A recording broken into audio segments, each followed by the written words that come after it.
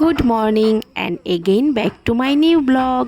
আজকের ব্লগটা ছিল আমাদের কোথাও একটা ঘুরতে যাওয়ার। তো তোমরা হয়তো জায়গাটার নাম অনেকেই শুনেছো, আবার অনেকেই শোনোনি। তো জায়গাটার নাম আমি পরে বলছি। আমরা রেডি সেডি হয়ে বেরিয়ে গেলাম। একটা খুব সুন্দর জায়গার সন্ধান পেয়েছি ফেসবুক থেকে। তো সেখানে আমরা নিজের চোখে সব কিছু দেখার জন্যে বেরিয়ে পড়লাম। তো রাস্তাটা ছিল অনেকটা দূরত্ব, তাই গাড়িতে আমরা যেন বোর না হই, তাই প্রাকৃতিক দৃশ্যকে আমাদের ক্যামেরায় বন্দি করে আর গাড়িতে খুব মজাদার গান লাগিয়ে এনজয় করতে করতে আমরা ঠিক জায়গাটায় পৌঁছে গেলাম। তো জায়গাটার নাম আমি তোমাদের এখন বলছি। জায়গাটার নাম ছিল উদলাবাড়ি চালতাবন।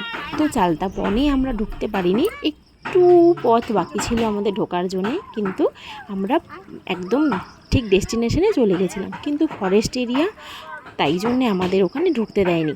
এখন শুনছি ওখানে নাকি হাতি বেরোচ্ছে, আর অনেক লোকজন এই জায়গাটার সন্ধান পেয়ে ওখানে গিয়ে পরিবেশটাকেও খুব বাজে রকমের নোংরা করে পিকনিক টিকনিক খেয়ে আসছে।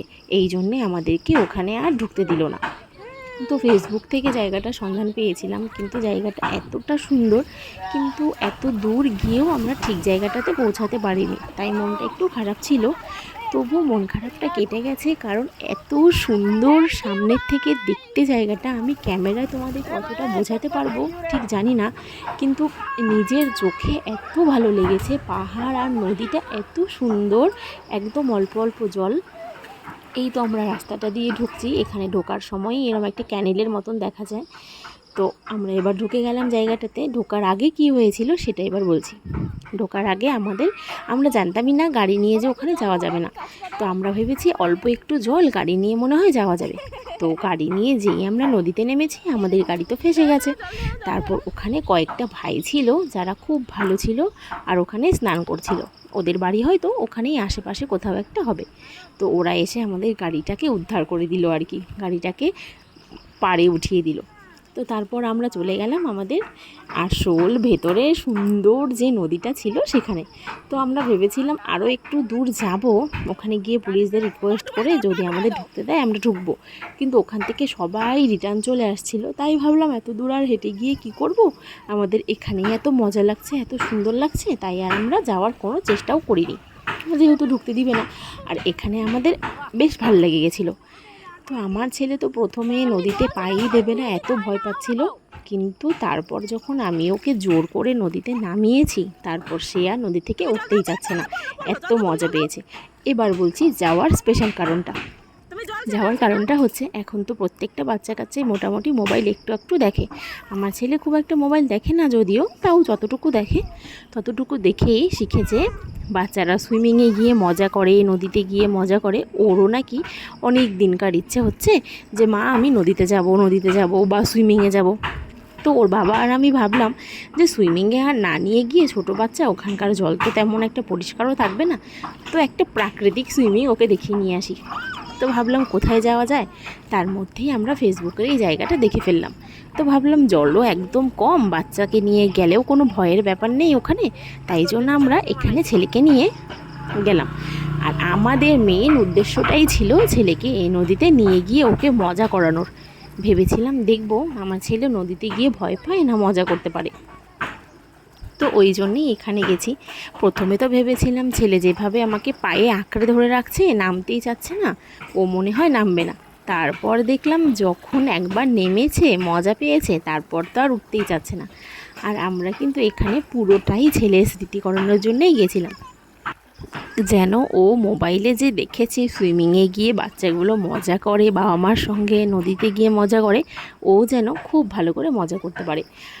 দেখো প্রত্যেকটা বাচ্চা কাচ্চাই কত মজা করছে, কারণ এখানে জলটাও খুব একটা বেশি না, তাতে করে কোনো ভয়েরও ব্যাপার নেই। আর ওরাও খুব পছন্দ করেছে জলটা, এত চকচকা আর বালু পাথর দিয়ে ভর্তি আর কি, জলে পা ডুবে যাওয়ারও কোনো ভয় নেই, আর অনেকটা স্রোতও ছিল না, তাই ওদেরকে ছেড়ে দিয়েছি। বাচ্চাগুলো তো খুব মজা করেছে।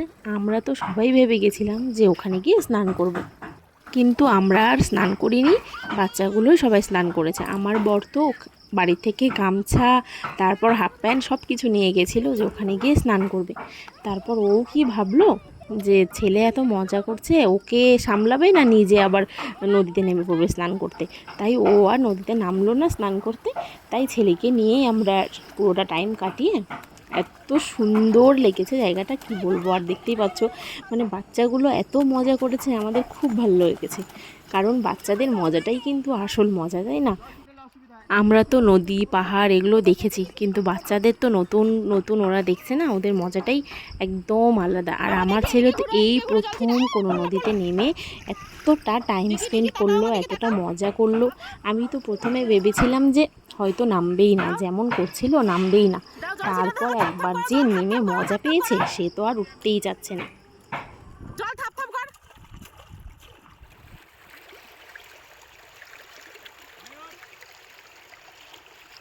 আর বাকি থাকলো জায়গাটার সৌন্দর্য নিয়ে যতটা বলবো ততটাই কম বলা হবে। তোমরাও যদি কেউ জায়গাটা ফেসবুকে দেখে থাকো বা আমার এই ব্লগটা দেখে থাকো, তাহলে অবশ্যই একবার এই জায়গাটাতে গিয়ে ঘুরে আসতে পারো। কারণ সত্যিকারের সৌন্দর্য আছে এই জায়গাটার মধ্যে। এত সুন্দর নদীটা আর পাহাড়, পুরো পরিবেশটার সৌন্দর্যই আলাদা। আর যদি তোমরা ওই ভেতরে ঢুকতে পারো চালতাবন, যেখানে আমি মেন উদ্দেশ্যে গেছিলাম, তাহলে তো ওখানকার সৌন্দর্য তো মানে কি বলবো, বলার ভাষাই নেই। আমিও মোবাইলেই দেখেছিলাম, কিন্তু সামনাসামনি দেখতে আরও ভীষণ সুন্দর হবে। কি করব, কপালটা খারাপ ছিল, যেতে পারিনি। আসলে ঢুকতে দিচ্ছিল না ওখানে। তো হাতি নাকি বের হচ্ছিলো, কয়েকদিন আগে হাতি বেরিয়েছিল, ফরেস্টেড এরিয়া তো তাই জন্যেই আর আমরা রিস্ক নিয়ে যাইনি। আর ওখানে কোনোভাবেই নাকি ঢুকতে দিচ্ছে না। আর এতটা নোংরা করেছে জায়গাটাকে, কিছুদিন খোলার পরে ওখানে অনেক লোক গেছিলো। তো ওখানে গিয়ে পিকনিক টিকনিক খেয়েছে, অনেক প্যাকেট ট্যাকেট ফেলে নোংরা করে এসেছে জায়গাটাতে। তাই জন্যে আর কোনো লোককেই এখন ঢুকতে দিচ্ছে না। তারপর আমরা কি করব, ওখান থেকে স্নান টান করে তারপর তো ছেলেকে দেখলে একটু পরিষ্কার করে নিয়ে আসলাম, কারণ সারা গায়ে ওর বালু বালু হয়ে গেছিলো নদীতে। তারপর এখানে গাজলডোবার এদিকে এসে আমরা একটা জায়গা পেয়েছিলাম, ওখানে বসে বাচ্চাদেরকে খাওয়াচ্ছিলাম। আবার তোমরা কিন্তু কেউ আমার ছেলেকে দেখে ভেবো না যে ও নেংটু। ও কিন্তু নেংটু হয়েছিল না, ওর নিচে একটা ছোট্ট চাড্ডি প্যান্ট পরানো ছিল। তারপর আমরা ওখান থেকে বেরিয়ে পড়লাম বাড়ি আসার উদ্দেশ্যে। এই যে দেখো, ছেলে কিন্তু গাড়িতেও বাড়ির ফিলই করছে। গাড়ির ভেতরেও মামা পাপায়ের কোলে শুয়ে শুয়ে মারপিট করতে করতে আসছে। আর আমরা কি করব, গান চালিয়ে দারুণ মজা করছিলাম। আমার এই আজকের ব্লগটা তোমাদের কেমন লাগলো অবশ্যই লাইক কমেন্ট করে জানিও। আর শ্রাবণ মাস চলছিল, তাই আমরা বাইরে কিচ্ছু খেতে পারিনি। তাই বাচ্চারা আসার সময় মোমো খেয়েছে, আর আমি আর আমার বর একটা ক্রিম রোলের প্যাকেট নিয়ে ক্রিম রোল খেতে খেতে বাড়ি চলে এসেছি। তোমাদের ভিডিওটা কেমন লাগলো অবশ্যই জানিও। আজকের জন্য এখানেই শেষ করছি, টাটা।